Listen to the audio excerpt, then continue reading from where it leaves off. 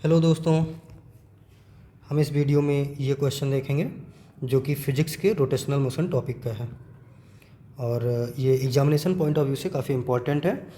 ऐसे क्वेश्चंस आपके एग्ज़ाम में आ जाया करते हैं, है ना।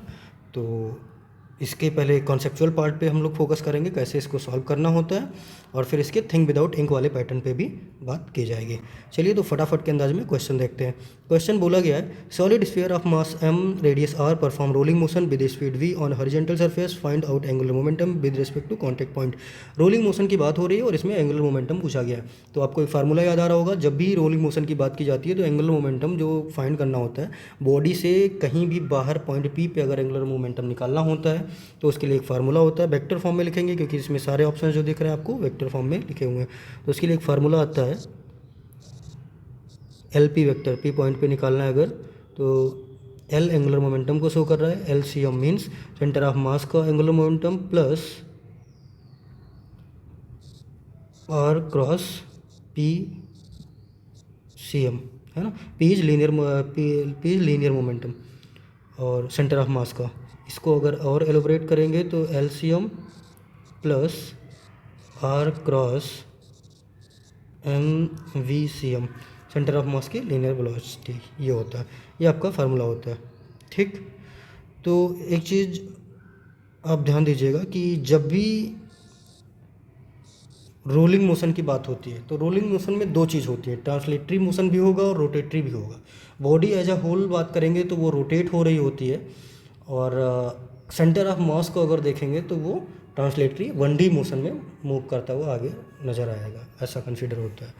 तो अगर रोलिंग मोशन हम बात करें आर, रोलिंग मोशन आर की बात की जाए तो R is combination of translatory T plus rotatory R, है ना। तो इस फार्मूले पे ना जा करके, क्योंकि इसमें कन्फ्यूजन आ जाती है क्या कैसे करना है, मैं आपको एक ट्रिकी कॉन्सेप्चुअली मैं बताता हूँ कैसे आप फटाक से आंसर ला सकते हैं। क्योंकि इसमें आप सोचेंगे कौन सी वैल्यू क्या पुट करें, वी सी एम में क्या रखना होगा, ये फिर आर सी एम, थोड़ा अलग से हो जाता है, वो आपको थोड़ा लेंदी लगेगा और कभी कभी वो स्टूडेंट्स के माइंड में नहीं आ पाता कैसे क्या करना, उसमें कन्फ्यूज हो जाते हैं। तो इसमें ये लगाइए अब R is equal to T plus R, means translatory plus rotatory, कोई फार्मूला नहीं है, कॉन्सेप्चुअल है, हिट ट्रिकी है ना।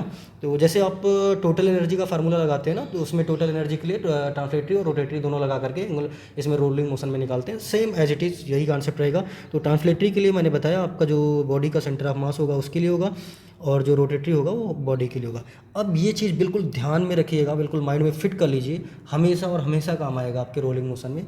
जब भी ट्रांसलेटरी की बात करें तो सेंटर ऑफ मास की बात होगी, और जो कि एज अ पॉइंट कंसीडर होगा, तो और दूसरा बॉडी होगी एज अ होल। तो जब भी पार्टिकल की या पॉइंट की किसी की बात करते हैं उसका एंगुलर मोमेंटम लिखते हैं तो हमेशा for a particle angular momentum is M B R, always यही लिखना होता है आपको फटाक से। और जब भी किसी बॉडी की बात करते हैं तो उसके लिए आई ओमेगा, सबसे पहले आई ओमेगा पे ही जाएंगे, आपका जल्दी होगा, आप गलत नहीं करेंगे, फटाक से आंसर आएगा, असली मिस्टेक से बच जाएंगे। तो ये चीज़ बहुत इंपॉर्टेंट है, दिमाग में फिक्स कर लीजिए। बस इतना आप लिखते ही आपका क्वेश्चन सॉल्व हो गया। ये एम बी आर होगा, आई जो है ये सॉलिड स्फीयर है तो 2/5 एम आर स्क्वायर होगा, और omega V is equal to omega R, तो omega is equal to V by R, R से आर कैंसिल हो जाएंगे, ये M V R plus 2/5 M V R होगा, जो कि ऐड करने पे 7/5 एम वी आर आंसर आ जाएगा। बट इतने पे आपका आंसर नहीं आता है, क्यों? क्योंकि यहाँ पे आपके ऑप्शंस में 7/5 दो जगह दे रखे हैं, आपको डायरेक्शन भी निकालनी होगी। तो चलिए दो ऑप्शन तो कट हो गए, ठीक।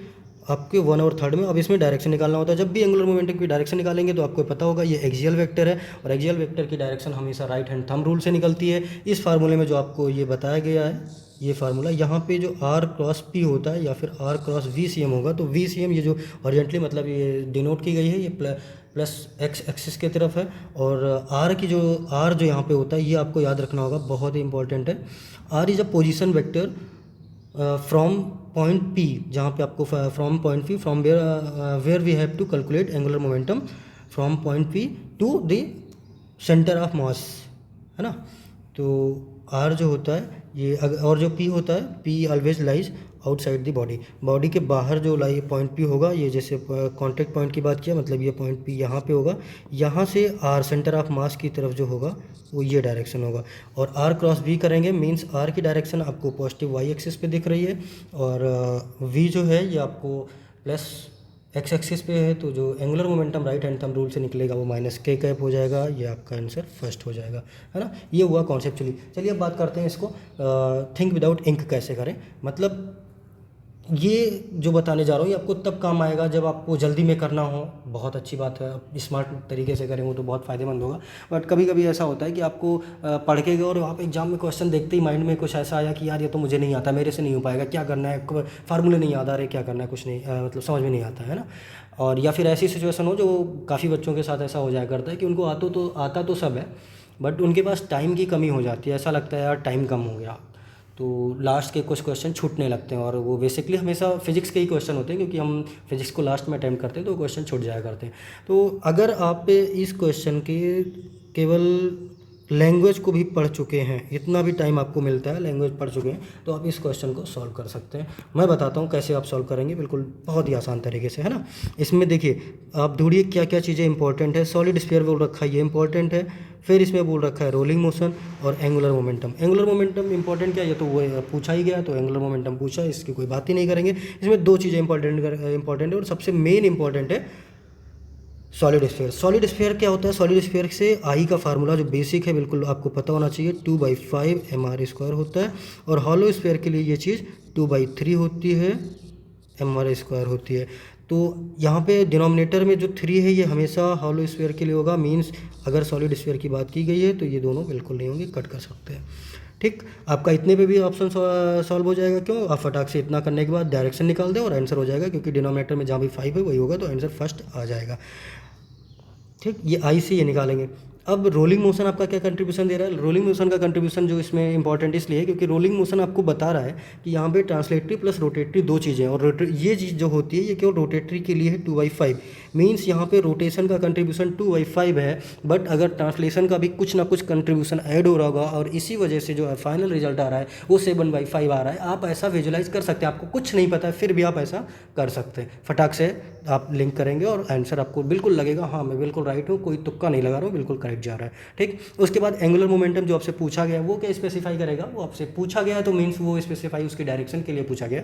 वेक्टर फॉर्म में तो एंगुलर मोमेंटम पता होना चाहिए, एक्सियल वेक्टर है और उसकी डायरेक्शन आर क्रॉस वी निकालेंगे। और इसमें मेन इंपॉर्टेंट आर जो होता है मैक्सिमम आप देखेंगे मैक्सिमम जगहों पे ऐसा होता है कि आर जो होता है आउटसाइड होता है, सेंट्रल टू पेरीफेरी होता है, बट ये ऐसा नहीं है। क्यों, क्योंकि जो आर ये पोजीशन वेक्टर है, पॉइंट उसका पोजीशन है पॉइंट पी, जहाँ पे आपको एंगुलर मोमेंटम फाइंड करना है और सेंटर ऑफ मास तक, तो ये डायरेक्टेड होता है point P to centre of mass. Okay, ये आपका आंसर निकल के आता है। आप इसको बहुत ही ईजिली बिना फार्मूला लगाए भी कर सकते हैं, है ना। तो चलिए, कैसा लगा आपको कमेंट बॉक्स में ज़रूर बताइएगा। Okay, thank you. और अगर वीडियो पसंद आता है तो प्लीज़ लाइक कीजिए हमारे वीडियो को, शेयर कीजिए और चैनल को सब्सक्राइब कीजिए।